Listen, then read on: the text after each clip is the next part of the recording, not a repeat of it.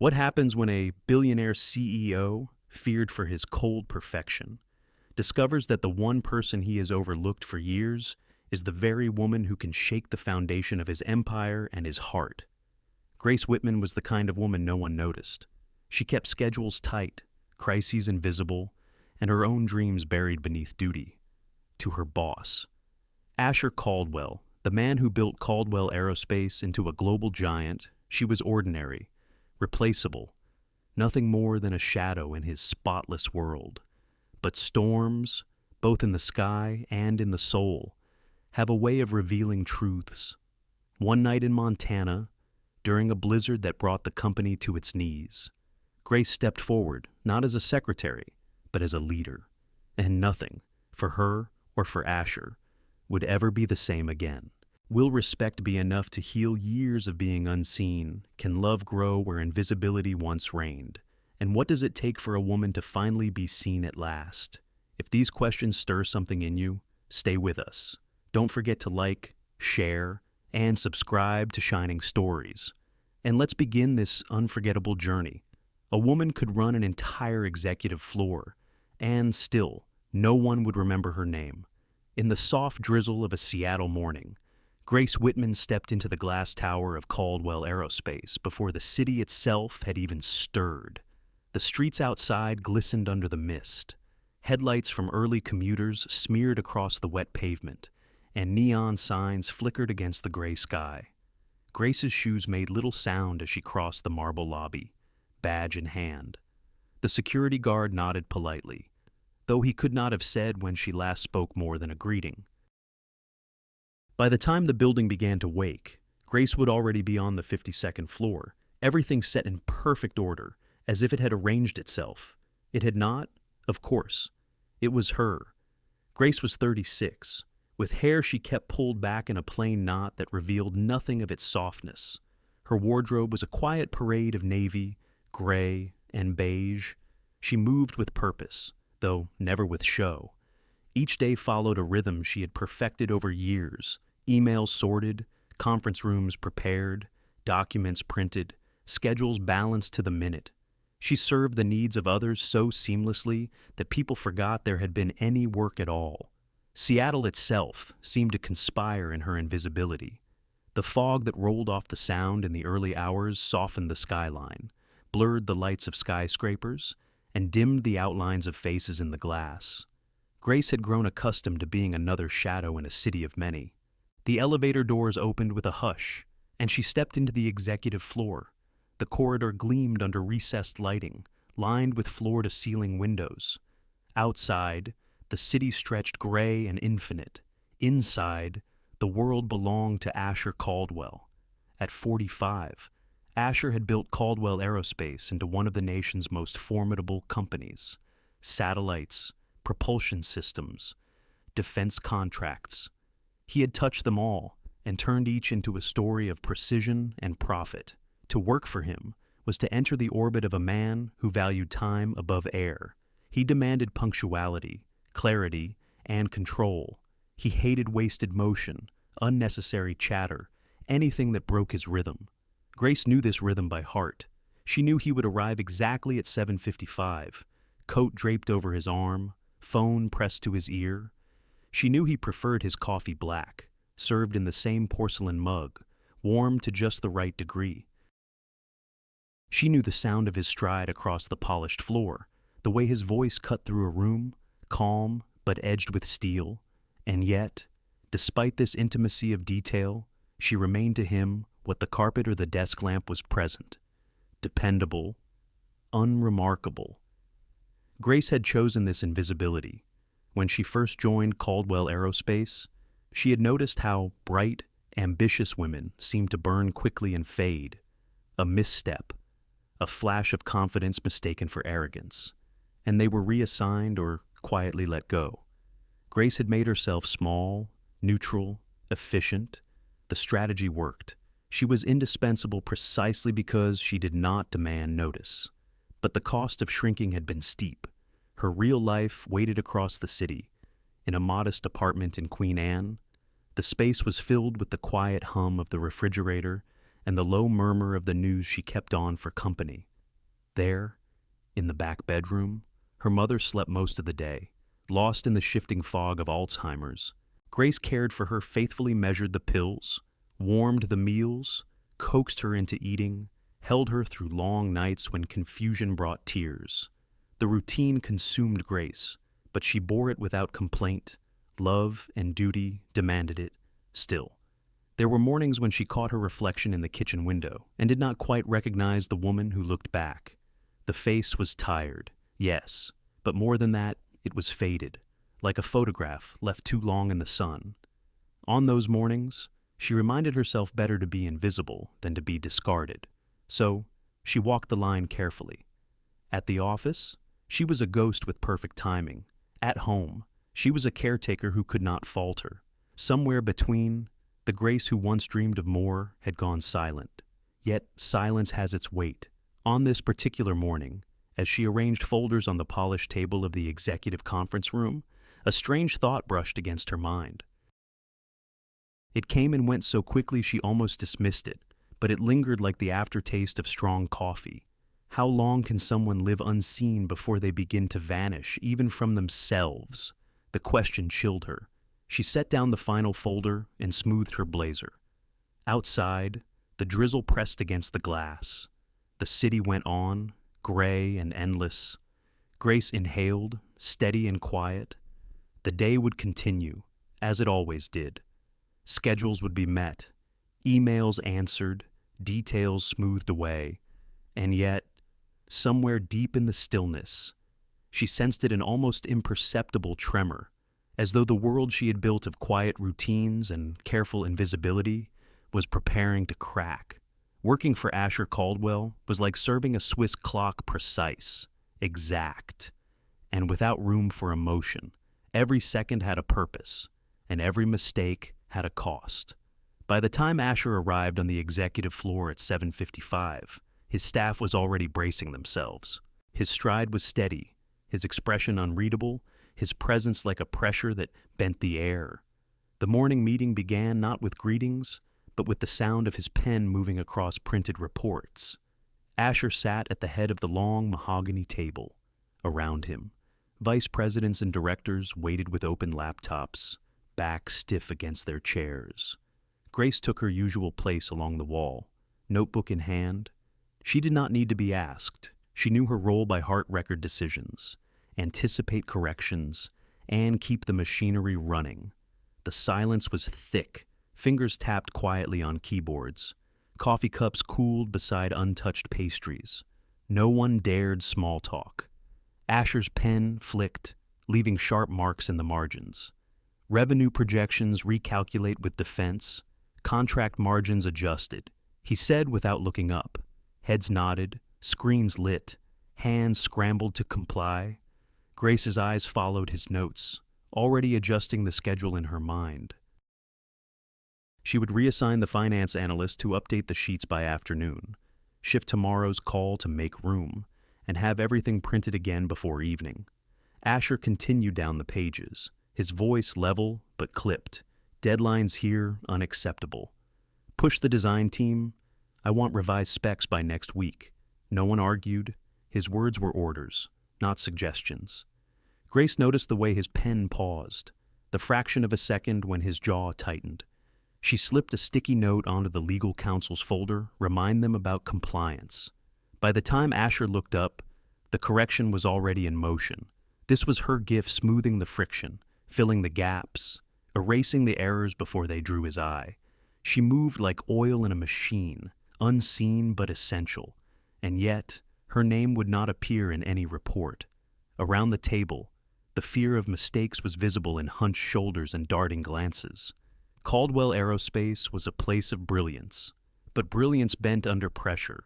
Key performance indicators ruled every conversation. Miss a deadline, and you could feel the chill from Asher's stare long after he had left the room. Grace had grown used to that chill. She wore it like an extra coat, something heavy but familiar. Her pen moved across her own notebook, recording each change, each assignment, but behind her calm surface, she carried a quiet awareness. She had seen what fear did to teams, how innovation withered when people became too cautious. Yet she said nothing. Speaking was not her place. The meeting stretched on. Robert Lane, the CFO, leaned forward, pushing the discussion toward the upcoming satellite program. His voice was confident, even eager. "We can finalize the vendor contracts by the retreat. Asher, Big Sky is the perfect setting to close this deal. The board will expect progress." Asher gave a short nod, his expression unreadable. Grace, however, caught the flicker in his gaze, a calculation, sharp and cold. She wrote the note before he spoke: "Prepare executive retreat schedule, Big Sky, Montana." The retreat. Grace knew it well. Each year, it was both celebration and trial. Executives were flown to some remote setting, where strategies were debated, alliances formed, and careers decided. Grace had attended before, but always as the silent presence in the background, arranging meals, fixing travel mishaps, ensuring no detail broke the illusion of perfection. This year would be no different, or so she believed. Around the table, directors began offering cautious updates. Marketing promised revised campaigns. Engineering assured progress. Each spoke quickly, eager to move out of the spotlight. Asher listened without a smile, without a frown, his pen making its cuts like a surgeon's knife. Grace caught the signs of strain, the VP of design twisting her pen cap, the operations head rubbing his temple.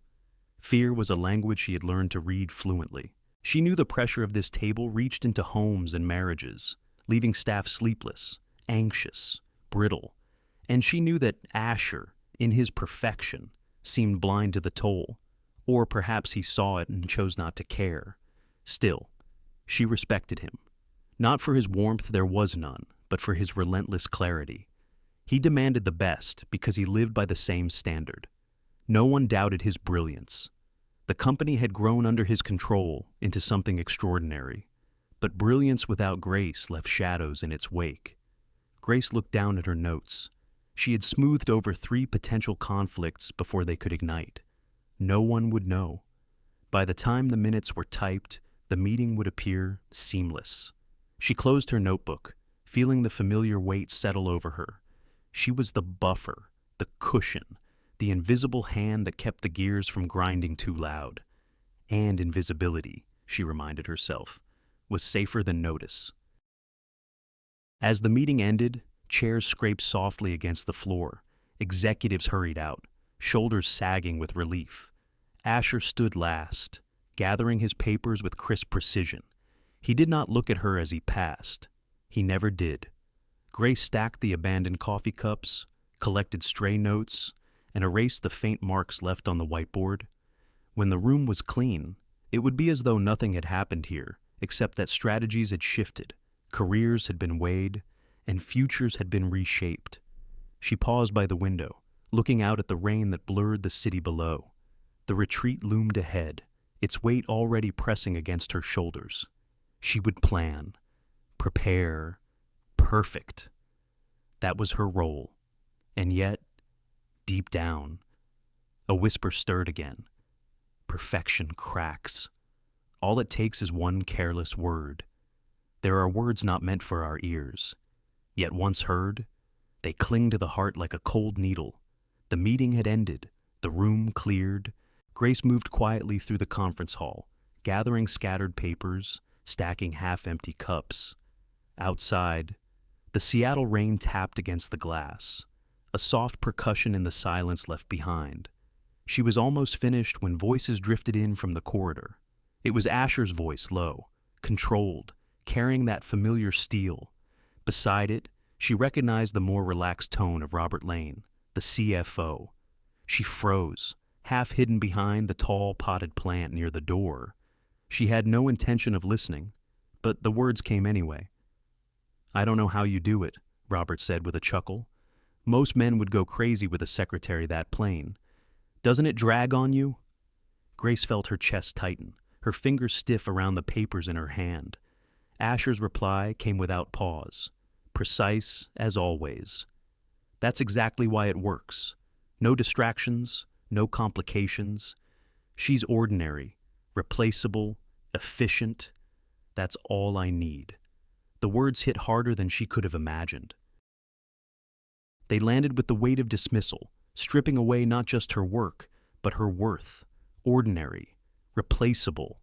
She stood motionless, the blood rushing in her ears, the syllables echoing through her chest. She had known she was invisible to him, of course. She had told herself that invisibility was her shield, her chosen armor. But to hear it spoken aloud, reduced to a convenience, cut her deeper than she could have prepared for. The two men walked past the doorway, their conversation fading. Grace did not move until the sound of their steps dissolved into silence. Only then did she lower her eyes, realizing her hand was trembling so badly that the papers shook. She pressed them flat against the table, willing herself steady, but steadiness was gone. She gathered the last of her things, her face composed as always, and left the building. No one noticed the slight stiffness in her stride, the way her lips pressed thin. No one saw her bite the inside of her cheek to keep from breaking down before she reached the street. That night, her apartment felt smaller than ever. The kitchen light buzzed faintly above the worn counter as she stood with her hands braced against it. Her mother's soft murmurs drifted from the back bedroom, half-formed words from a memory that no longer connected. Grace pulled a pot from the cupboard, filled it with water, and set it on the stove. Her motions were automatic: pasta in the pot, sauce reheated from a jar, salad made from the last of the lettuce. She ate alone at the small table by the window. The city lights blurred through the glass, but the words would not leave her. Ordinary, replaceable. Her fork hovered, then lowered. Her appetite was gone. She leaned back in her chair, staring at the chipped paint on the ceiling. Memories stirred of a time when she had not been so small, so careful. She had once been offered a full scholarship, a chance to study business at a prestigious school out east. She had dreamed of working in international strategy, of traveling, of building something of her own. But the diagnosis had come for her mother, and dreams had folded like paper underwater. She remembered the phone call, the doctor's steady voice. She remembered packing her suitcase back into the closet. The scholarship letter went into a drawer, where it still lay, brittle and yellowing. Grace had told herself she was strong for choosing family, strong for staying. She had told herself that safety mattered more than recognition, that to survive in a place like Caldwell Aerospace, invisibility was wisdom. But tonight, the lie unraveled. She walked into the bathroom and caught her reflection in the mirror. The face that looked back was pale, tired, almost ghostly. Was this all she was? A function, a shadow, an efficient machine? Her hands gripped the sink.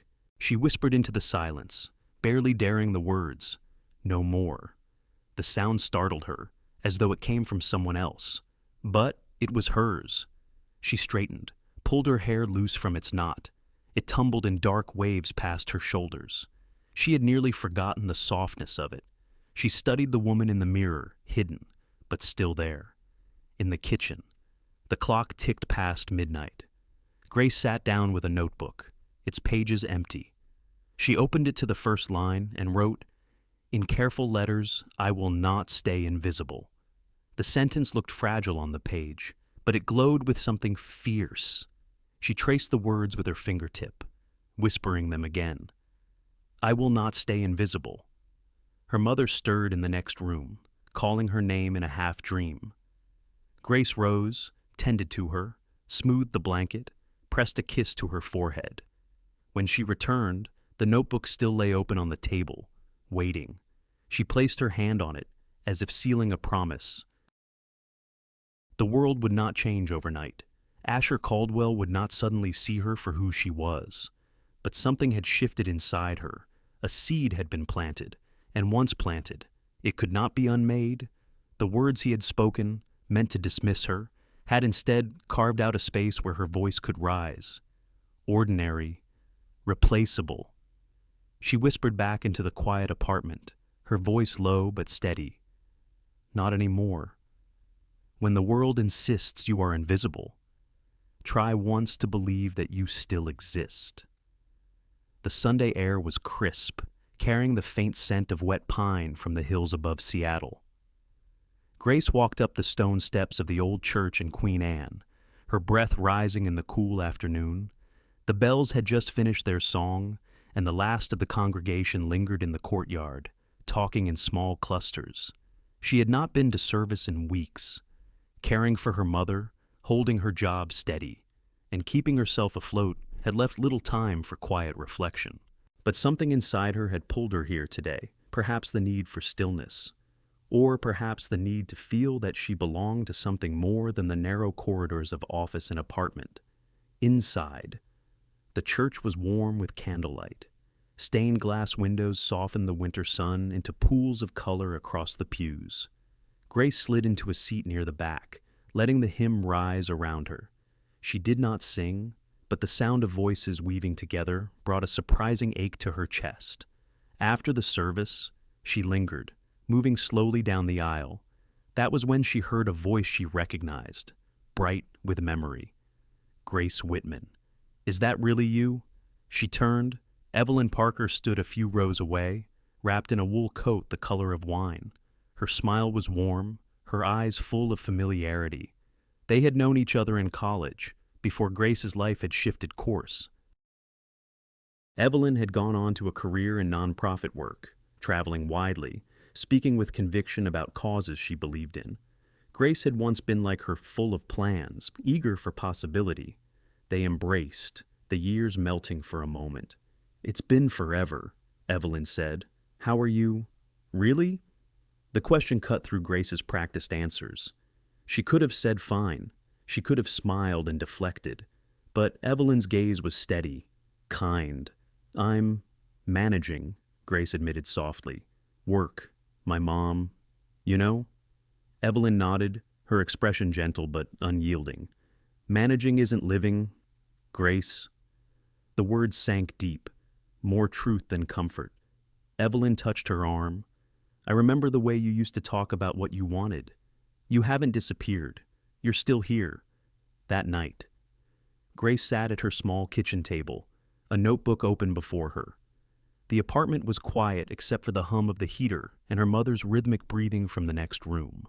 She held her pen for a long time before pressing it to the page. At the top, she wrote map. "Back to myself." The words looked strange but strong. She drew a small box underneath and began to list, slowly, carefully. Walk 30 minutes each evening. Add more greens, less coffee. Sleep at least 6 hours, even if chores wait. Update wardrobe one piece at a time, something that feels alive. Sign up for short course in aerospace supply chain. Or dawsi sa course tamuestan bat. Practice speaking up once a week, even if it's small. The list was modest, but it felt like a lifeline.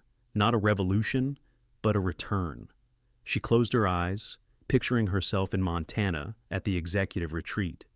Each year she had faded into the background, the quiet fixer who slipped in and out of rooms unnoticed. This time, she wanted more. She wanted to arrive not as a shadow, but as a presence. She touched the notebook again. This was not about vanity, not about attracting attention for its own sake. It was about reclaiming the pieces of herself she had set aside. The thought frightened her. It also steadied her. She rose, poured a glass of water, and stood by the window. Outside, the city lights flickered through the mist, blurred but steady. She remembered Evelyn's words. "You haven't disappeared," Grace whispered to her reflection in the glass. "I am still here." For the first time in years, the words felt true. The next morning, she laced up old sneakers and stepped into the damp air before sunrise. Her breath puffed white as she walked through the quiet neighborhood streets. Each step was small, but each carried her forward. At work, she sat straighter, adjusted her blazer, and chose to speak once during a planning call, just a detail, just a suggestion. No one stared, no one scolded, but she had spoken, piece by piece. She followed her map, health, voice, presence. It was not about perfection, it was about momentum. Late that week, she folded her clothes for the upcoming retreat, setting aside the usual grays and navies. Her hand paused on a blouse in deep green, a color she had not worn in years. She placed it in the suitcase. It was a small defiance, but it felt like a promise. As she zipped the case, the evening news murmured in the background. A weather report interrupted the broadcast. A strong winter storm was forming, projected to sweep into Montana in the coming days. Snow, wind, possible power outages. Grace looked at the forecast, her pulse quickening. She did not yet know what that storm would bring, but she felt a certainty deep in her chest, whatever awaited in Big Sky. She would not face it invisible. Transformation rarely begins with thunder. It begins with ripples no one notices. In the weeks leading to the retreat, Grace began to change her days, one careful choice at a time. She rose earlier, laced her sneakers, and walked 30 minutes through the damp streets of Queen Anne. The winter air bit at her cheeks, but she welcomed the sting. It made her feel awake, alive. Streetlights glowed against the mist, and the hum of her steps on wet pavement became a rhythm of persistence. Her body responded. She felt a bit more energy when climbing the stairs at work, a little less heaviness when she carried groceries home. She filled her cart with more greens, fewer frozen meals. She cut back on the endless stream of coffee that had once kept her moving through long hours. Water, tea, a handful of almonds at her desk, small shifts, but steady. At night, she tried to sleep earlier.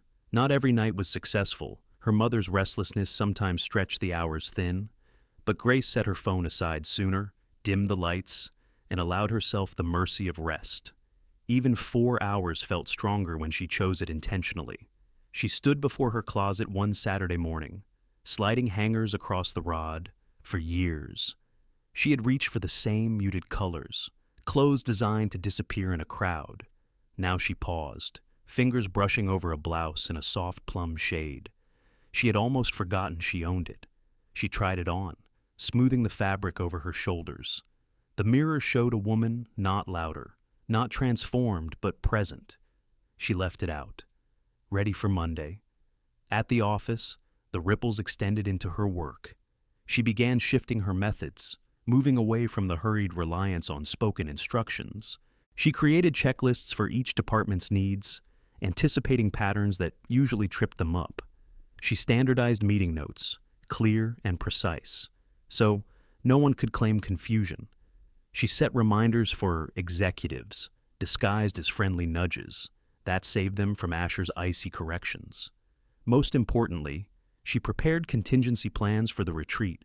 Grace had learned the cost of chaos in unfamiliar settings. She drafted emergency contact lists, arranged backup transportation, and ensured medical kits were updated. She checked weather forecasts daily, noting with quiet concern the storm patterns forming across the Rockies. In the executive suite, Asher moved through his days as always. His focus was sharp, his tone clipped, his expectations exact. He noticed that things seemed smoother lately. Deadlines met without panic, meetings flowing without stumbles, reports arriving complete and accurate. He said nothing of it. To him, efficiency was the natural state of things. If the gears turned more quietly, it was because they were finally aligned. Grace listened to his instructions, adjusted the plans, and kept her expression calm. Inside, she knew the difference. She felt the rhythm of her own work shifting, no longer reactive but proactive, no longer purely survival but a quiet assertion. The others began to sense it too, though they could not name it. The design VP stopped by her desk one afternoon, remarking, "Your notes saved me in there." The words were offhand, almost embarrassed, but sincere. Grace thanked her gently and returned to typing. She did not need praise, but she welcomed recognition. Still, Asher did not look more closely. He was absorbed in contracts, negotiations, numbers. Grace could not expect otherwise. Yet there were moments, fleeting, when his eyes lingered a second longer, as if trying to puzzle out why the air felt calmer when she was near. Her evenings grew steadier. After caring for her mother, she sometimes lit a candle and sat with her notebook, the one titled Map Back to Myself. She checked off the day's walk, the healthier meal, the completed preparation. Each mark was a victory, however small. Each was proof that she was not vanishing, but returning. The weather reports grew more urgent. Meteorologists tracked a storm gathering strength, warning of heavy snow and dangerous winds across Montana. Grace circled the forecast in her planner, underlining it twice. She began reviewing the lodge's backup systems, making calls that no one else thought necessary. If the storm hit during the retreat, she intended to be ready. She closed her notebook late one evening, the city lights blinking through the mist outside. Her mother's soft breathing carried from the bedroom. Grace whispered into the stillness, step by step. No one at Caldwell Aerospace saw the quiet ripples of her transformation. Not yet. But they were spreading, shaping currents that would soon touch every corner of the executive floor. And in the mountains of Montana, a storm was waiting. Big sky. Montana. A trip meant for strategy, yet fate had already decided it would reveal much more. The company jet touched down in Bozeman under a sky the color of slate. Snow drifted across the runway, swept sideways by the wind. Grace felt the chill creep through the glass as she gathered her coat and stepped into the aisle. Behind her, executives murmured about contracts, projections, and deadlines, their voices tight with anticipation. The ride into the mountains took nearly 2 hours. The road climbed steadily, flanked by pines bent under the weight of snow. The van's heater hummed, but the windows fogged with condensation, blurring the world into white and gray. Grace sat near the back, her notebook balanced on her lap. She checked her lists again, emergency contacts, backup transportation, generator locations. Each line steadied her, a quiet anchor against the uncertainty. Asher sat toward the front, shoulders squared, eyes fixed on the snow-laced horizon. His phone buzzed in his hand, messages streaming in. Robert Lane leaned close, speaking in a low, insistent tone. Even from a distance, Grace could hear the CFO's words, timelines, board approval, close the deal.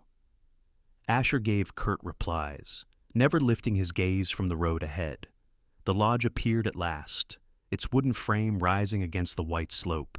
Smoke curled from the stone chimney, carrying the scent of burning pine into the frozen air. Warm light spilled from the windows, promising comfort against the storm's edge. Inside, the air was thick with the crackle of fire and the murmur of staff welcoming the group. Grace set down her bag and immediately began her quiet rounds. She checked the generator, confirmed fuel reserves, located the first aid kits.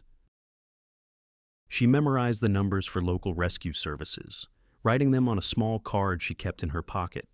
Few noticed her movements, but she noticed everything: the flicker in the lights when the wind roared, the nervous glance of a young staff member as she stacked extra blankets near the lobby. By evening, the executives gathered in the main hall. The fire roared in the stone hearth, shadows dancing against wooden beams. Glasses clinked, conversations buzzed, yet beneath the surface ran a current of unease. The storm warnings had grown sharper on the news. Words like blizzard and power outages floated into the chatter. Asher stood apart, tall and still, his jaw tight. Grace watched him from her corner. He looked every bit the man in control, but she sensed the tension wound deep in his frame. Robert hovered near him, pressing again about the satellite contracts. Grace could almost feel the strain between them, a string pulled to breaking. Dinner was served, and the hum of talk filled the room. Grace ate quietly, her mind cataloging details: the strength of the wind rattling the windows, the steady fall of snow, the way conversations faltered each time the fire popped too loudly. People laughed, but their eyes kept drifting toward the glass panes that revealed a world dissolving into white. Later, in her room, Grace set her suitcase near the bed and unpacked with methodical care. She hung the green blouse she had brought, smoothing its fabric with her hand. The storm pressed against the walls, a low moan threading through the rafters. She turned on the lamp by the bed and checked her notes once more. Generator ready, medical supplies stocked, contacts saved, team assignments flexible. She closed the notebook and sat on the edge of the bed. For a moment, she allowed herself to feel it, the thin line between fear and readiness, the weight of knowing that others had not planned as she had. The storm was not just weather, it was a test, one that would press against the cracks of everyone here. A knock sounded faintly in the hallway, voices moving past. Grace leaned back, exhaling slowly. She had no illusions if the blizzard came in full force. Chaos would follow. And in chaos, the invisible often became essential. The next morning, the sky had sunk lower, heavy with gray. Wind whistled through the eaves, scattering snow across the lodge's wide porch. Staff hurried to stack wood, check windows, reinforce doors.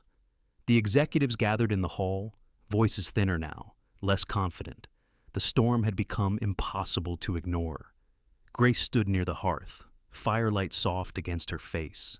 She felt the atmosphere shifting, like a room waiting for something to break. She thought of the green blouse in her closet, of the notebook on her nightstand, of the promise she had written weeks ago. By afternoon, the weather reports confirmed it. The blizzard would strike that very night, the night of the opening gala. Conversations faltered when the announcement spread. Forks clinked against plates, glasses paused mid-air. Some tried to laugh it off, but others exchanged uneasy looks. The weight of the storm pressed on every chest. Grace felt her pulse quicken, not with dread, but with a strange clarity. The night ahead would not be simple. It would not be safe. And somewhere within its cold fury, her chance to step into the light was waiting. Some nights belonged to silk and steady voices, nights when the shadows refused to stay hidden. The opening gala filled the lodge's great hall with warmth and glitter. A fire blazed in the stone hearth, casting long flickers of gold against polished wood beams. Tables were dressed in linen, crystal glasses catching the light. Outside, the storm gathered strength, pressing its breath against the windows. But inside, music played softly and laughter tried to rise above unease. Grace stood in her room a long time before descending. The green blouse hung ready, paired with a skirt of simple elegance.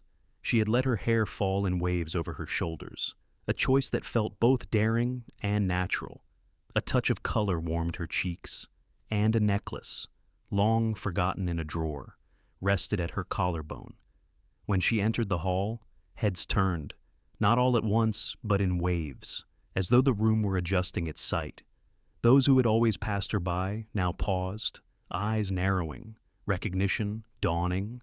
She walked with quiet assurance, not seeking attention, but not avoiding it either. Her steps carried her to the bar, where she asked softly for a glass of wine. The bartender smiled as though she were someone new, yet she had been here all along. Conversations shifted. Is she new? Someone whispered. She looks familiar. Another replied. Recognition dawned slowly, like light spreading across water. Grace did not flinch under it. She lifted her glass, sipped, and turned to join a circle of executives discussing logistics for the satellite program. When she spoke, her voice was calm, measured, certain. The supply chain bottlenecks won't resolve on their own, she said. With current weather patterns, launch windows are at risk. If we secure alternate routes through Denver now, we'll protect the timeline. The men in the circle stilled, then leaned in. She spoke without notes, drawing from years of quiet observation. Knowledge gathered in silence. Her tone carried no arrogance, only clarity. It was enough to command attention. One director nodded. That's a solid point. Another asked, why wasn't this flagged earlier? Grace met his gaze evenly. It was visible to anyone looking closely. The words held no malice, only truth, but they landed with weight. The group fell quiet, realizing that the woman they had dismissed as background had been watching, learning, understanding more than they had allowed themselves to see. From across the room, Asher noticed. He had been in the middle of a conversation with Robert Lane, yet something drew his eyes to the bar. For the first time in years, his attention lingered. Grace Whitman, his assistant. His shadow stood with her chin lifted, her words steady. Executives listening intently. Something in him faltered. He had always prided himself on perception, on seeing through to the core of things. Yet here was proof that he had missed something extraordinary, standing beside him all these years. He watched the way she carried herself, unhurried yet deliberate, a presence that steadied those around her. He saw how her eyes met others directly, not with defiance, but with assurance. It was leadership, quiet and undeniable. The shift spread through the room like a current. Colleagues who had overlooked her now angled toward her, eager to include her in conversation. She laughed softly at a remark, her voice warm, her gestures graceful. The shadow had stepped into light, and the light suited her. Grace felt it too. She felt the weight of eyes, but instead of shrinking, she stood taller. She had not come to perform, only to exist fully. Yet in that simple choice, everything changed. The evening stretched on. Snow thickened outside, plastering itself against the windows, dimming the lanterns on the porch. The wind whistled, sharp and restless. Inside, however, the energy grew brighter, anchored by the quiet revelation in their midst. Asher's conversation with Robert drifted, his focus shattered. He could not stop watching her. He remembered the words he had spoken not long ago, ordinary, replaceable, and they burned with shame. How blind he had been. Grace did not glance toward him. She did not need to. Her presence filled the room on its own. By the time dessert was served, the storm had begun to howl in earnest. Lights flickered once, twice, pulling nervous laughter from the crowd. Grace's eyes lifted to the ceiling, noting the tremor in the chandelier. She set her glass down, steady, unafraid. The night was far from over. The storm would test them all before dawn, and Grace, no longer hidden, would be ready to stand in its path. The night the power failed was the night the old order crumbled, and a woman stood up. Snow had been falling all evening, pressing thick against the lodge windows. The storm roared like a restless beast circling its prey. Guests laughed nervously as lights flickered. Then, without warning, the chandeliers dimmed to black. The great hall fell silent. Only the wind's howl filled the space. Someone dropped a glass. It shattered sharp against stone. For a moment, no one moved. Then voices rose, questions, complaints, fear. The staff hurried with flashlights, guiding people toward candles. Phones showed faint bars of signal, then none at all. The road out was already buried in drifts. The storm had locked them in. Grace felt her pulse quicken, but not with panic. She reached into her bag and pulled out a small flashlight. The beam cut steady through the dark. She moved toward the staff, speaking low, calm, giving direction. Bring blankets here, secure the side doors, keep people close to the fire. Her tone carried enough certainty that they obeyed. Then a sound cleaved the chaos, a man's groan, low and pained. Grace turned. Chairman Harold Stone had collapsed near the head table. His hand clutched tight to his chest. Gasps rippled through the hall. Grace didn't hesitate. She dropped to her knees beside him, voice sharp now. Call for medical. Bring the first aid kit now. Her hands moved with practiced memory. Years ago, she had trained as an EMT before her life narrowed to caretaking. The knowledge rushed back like muscle memory. She loosened his collar, checked his breathing, spoke steady words to keep him conscious. Executives crowded close, but she barked, "Give him air! Step back!" They listened. Within minutes she had the kit open, nitroglycerin tablet under his tongue, oxygen mask secured from the emergency supply she had insisted on checking earlier. She directed 2 staffers to relay information to the dispatcher, though the signal wavered. Calm radiated from her, even as the storm rattled the walls. Asher stood frozen for a breath, watching. This was Grace, his ordinary, replaceable assistant, commanding a room full of powerful men without flinching. Her hands were steady, her eyes sharp, her voice a thread that pulled order from panic. Robert Lane, however, saw an opening. While murmurs still swirled, he drew Asher aside, papers already in hand.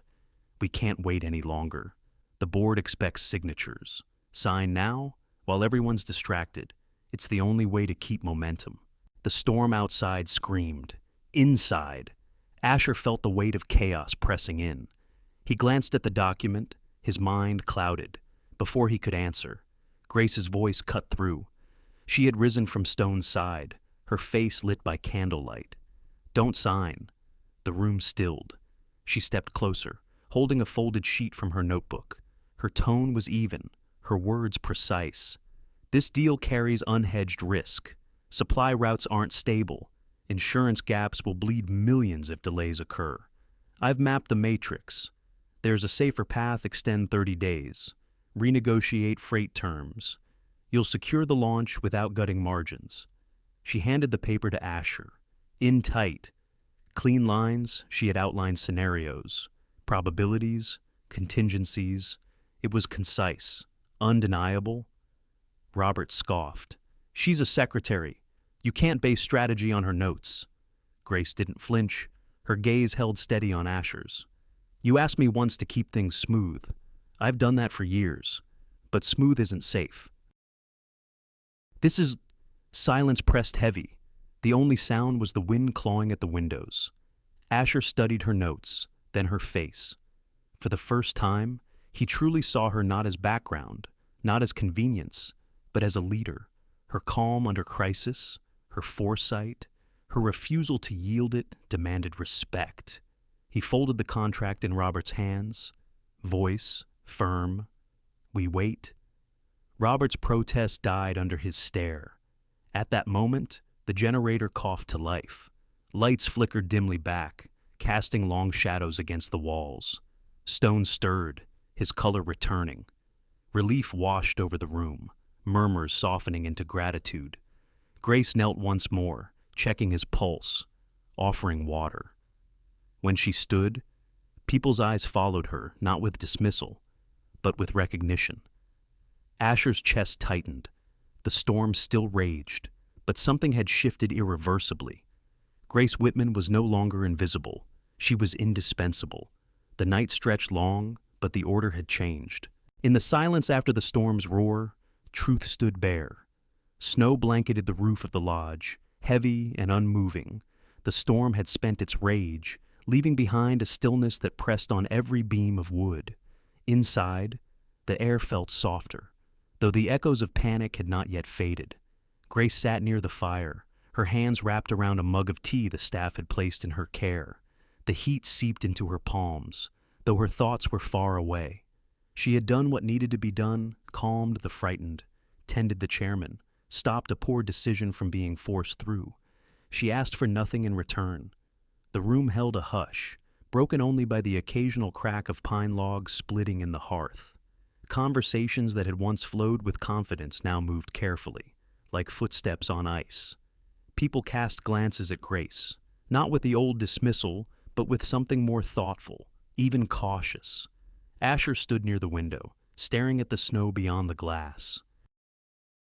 The storm's howl had quieted, but inside his chest, another storm lingered. He remembered Robert's words, his own careless agreement not long ago. Ordinary, replaceable. The shame of it burned him. He turned his eyes back toward Grace. She sat with her shoulders straight, face calm, not demanding, not boasting. She did not look like a woman waiting for validation. She looked like someone who knew her own worth, even if the world had been slow to see it. For years, she had moved around him like air present, essential, invisible. He had built empires on precision, on seeing what others missed. Yet, he had missed her. He could not deny it any longer.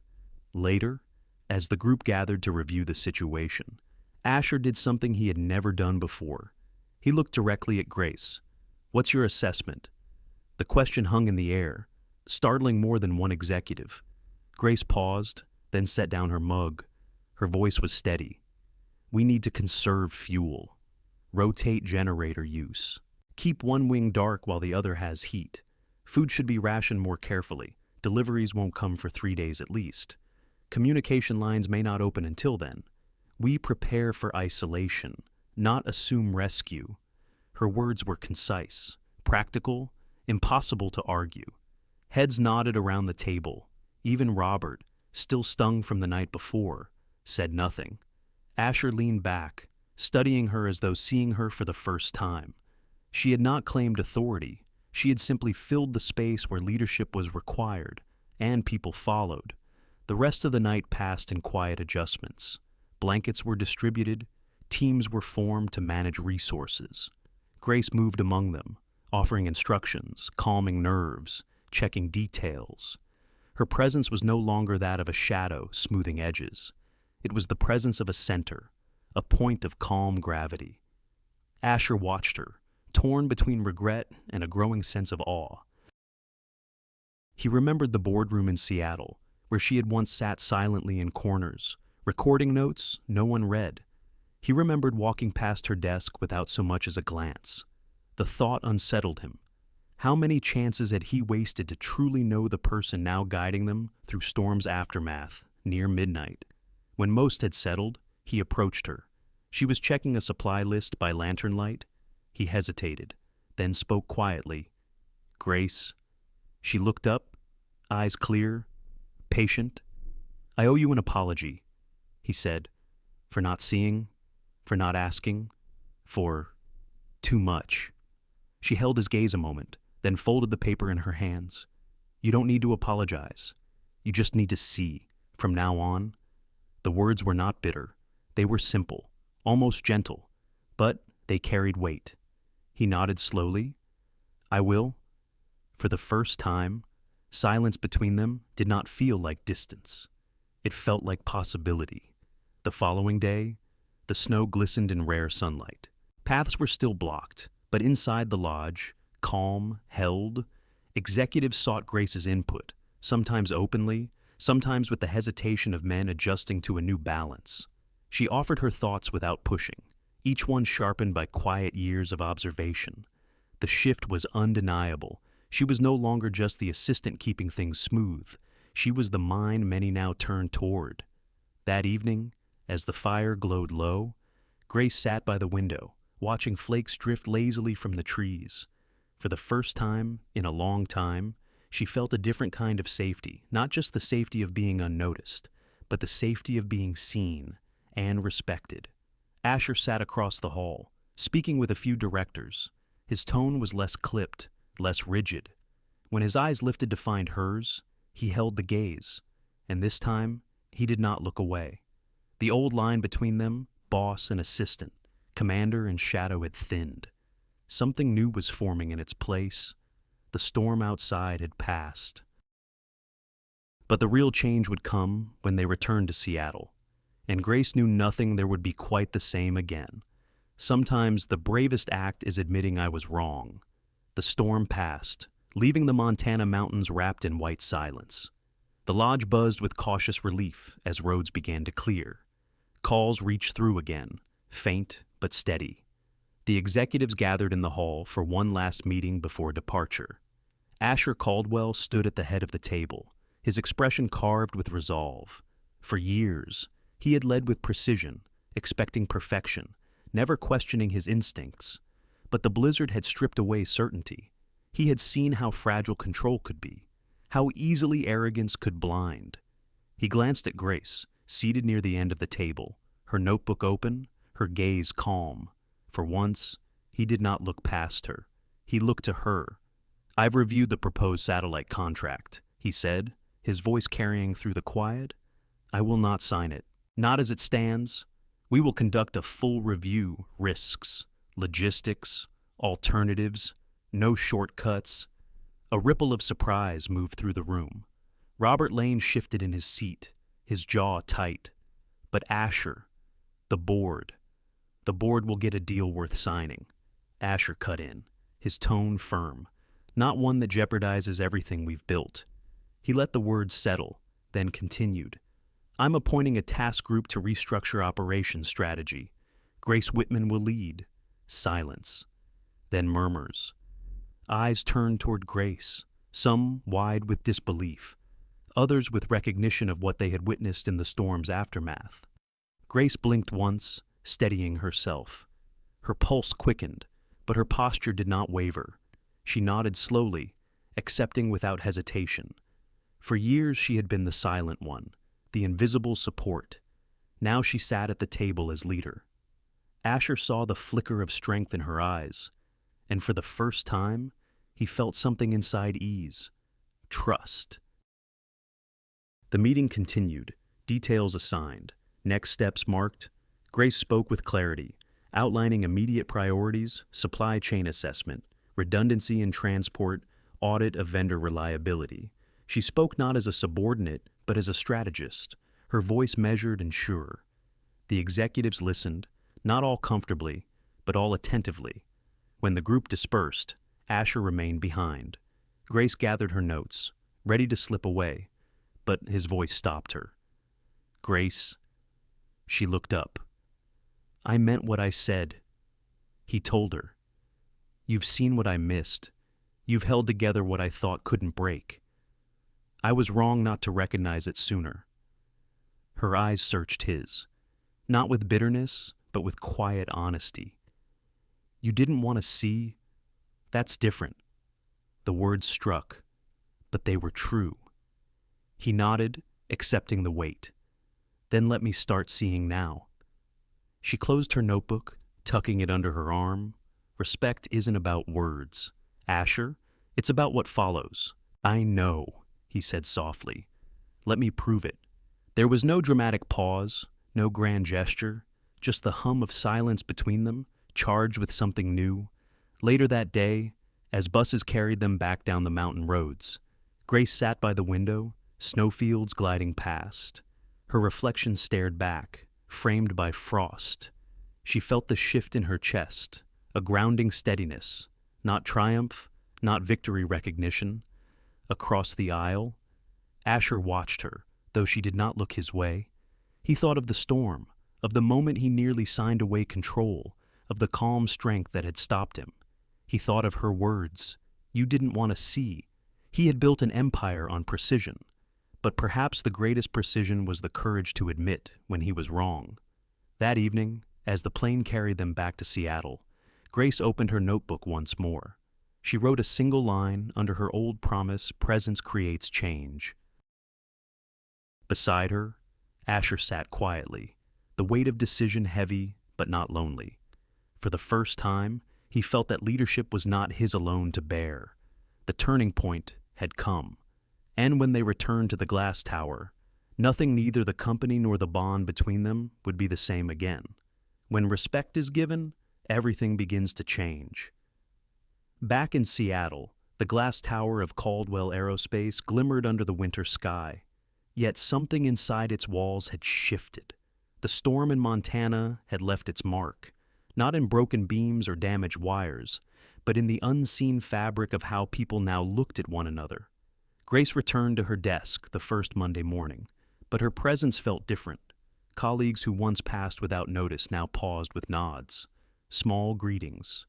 A few stopped to thank her for her calm during the retreat, their voices carrying quiet sincerity. She responded with warmth, never boasting, only acknowledging. By midweek, she was ready to present the plan she had drafted on the flight home. She called it the Quiet Talent Initiative.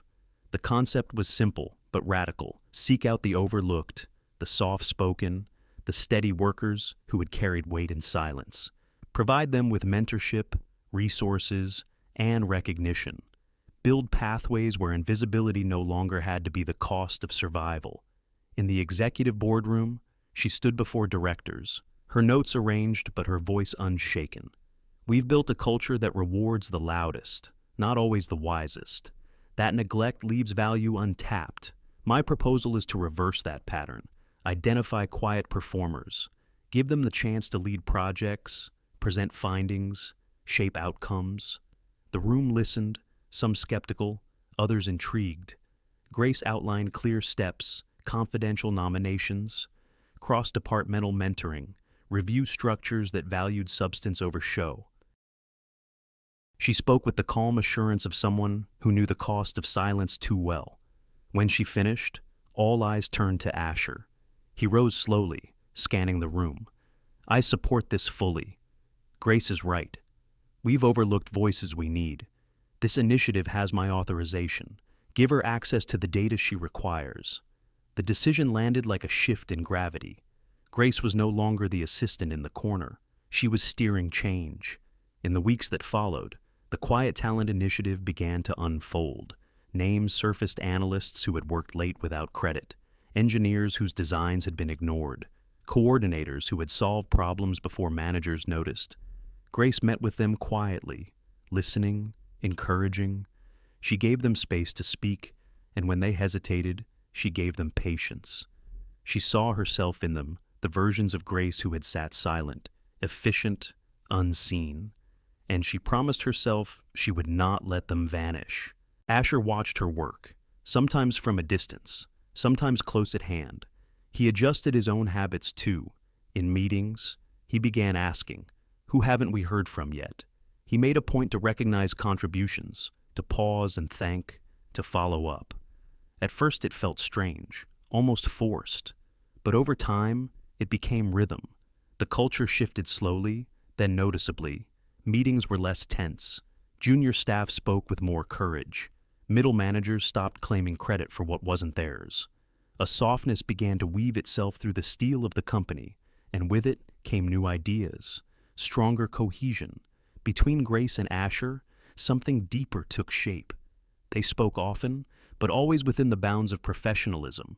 He sought her opinion on strategies, not as courtesy, but as necessity. She answered with candor, unafraid to disagree. Their conversations carried weight, but also carried ease.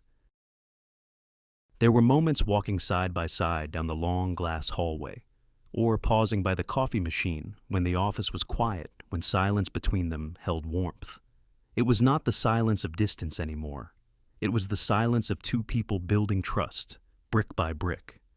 One evening, after a long review session, Asher lingered by the window of his office. The city lights shimmered against the sound. Grace gathered her files, preparing to leave. He turned, his expression softer than usual. "You've changed the air here," he said. "I don't just mean the initiative. I mean the way people carry themselves now. Even me." Grace looked at him, steady, her voice calm. "People only need permission to be seen. You gave that." He shook his head slightly. "You gave it first." The words settled between them, unspoken layers beneath. Weeks passed. The Quiet Talent Initiative bore fruit. A young engineer presented a design that would save millions in fuel efficiency. A logistics coordinator proposed a backup system that reduced delays by 30%. Grace sat in the back during those presentations, smiling faintly, watching others step into light. Yet Asher knew one thing remained undone. The storm had stripped illusions. The initiative had begun to rebuild trust. But in public in front of the very people who once dismissed her, Grace had not yet received the recognition she deserved. He resolved quietly that would change.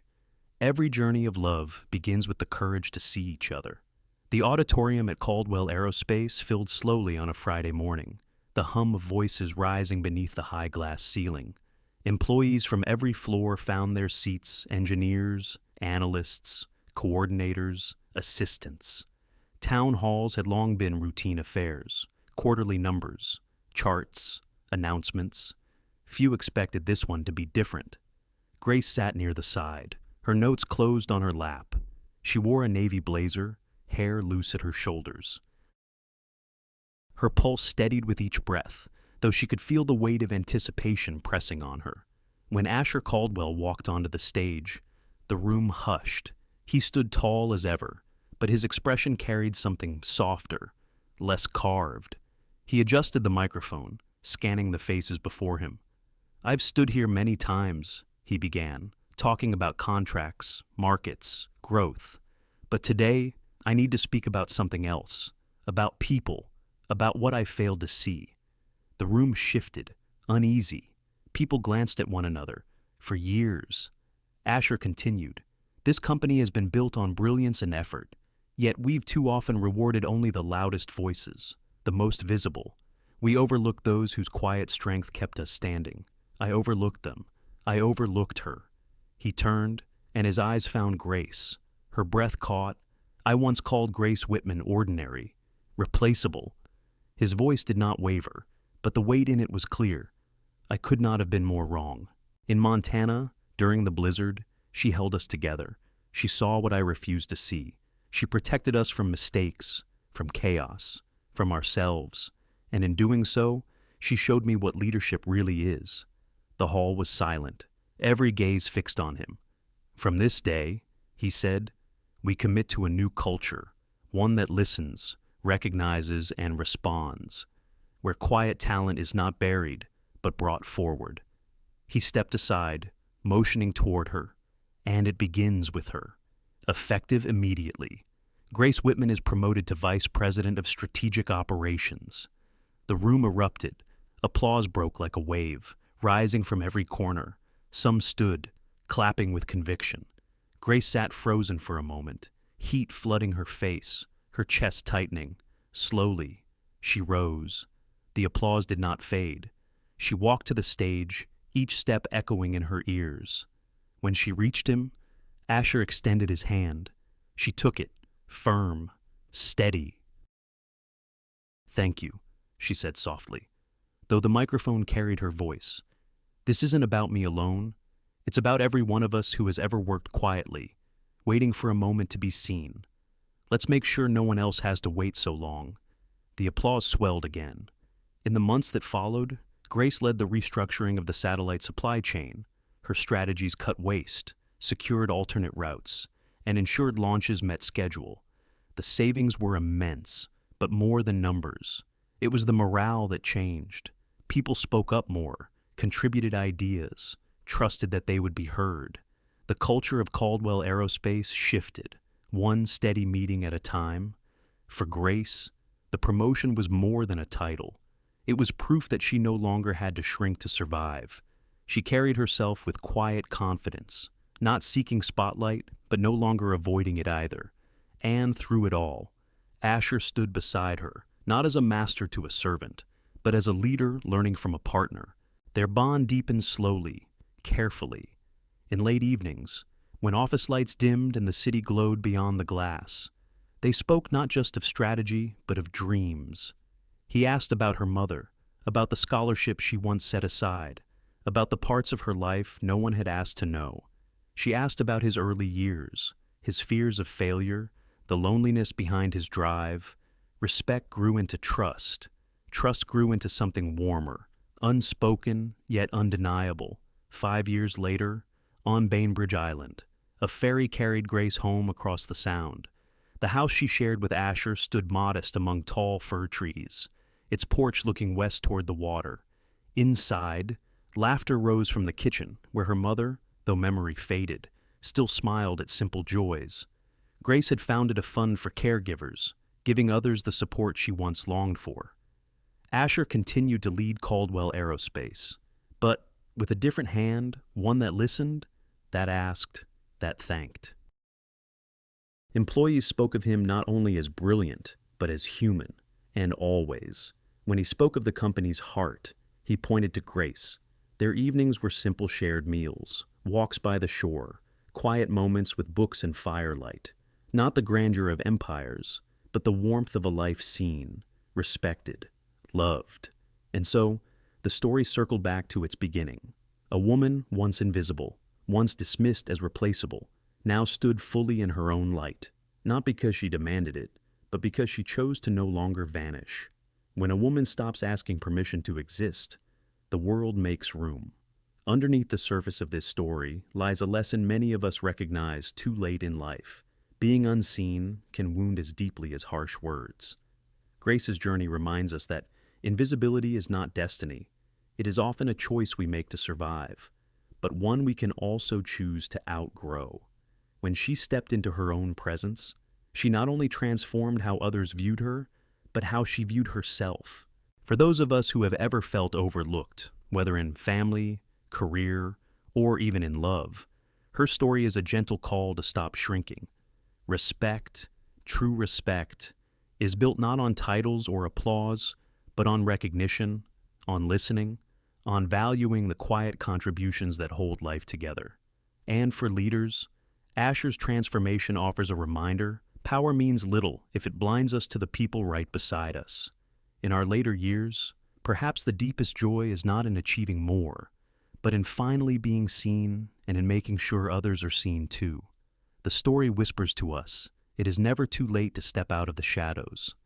Thank you so much for spending your time with Shining Stories.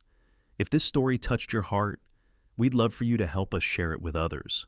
Please take a moment to like this video, share it with a friend, and subscribe to our channel so you never miss the next story of hope, love, and second chances.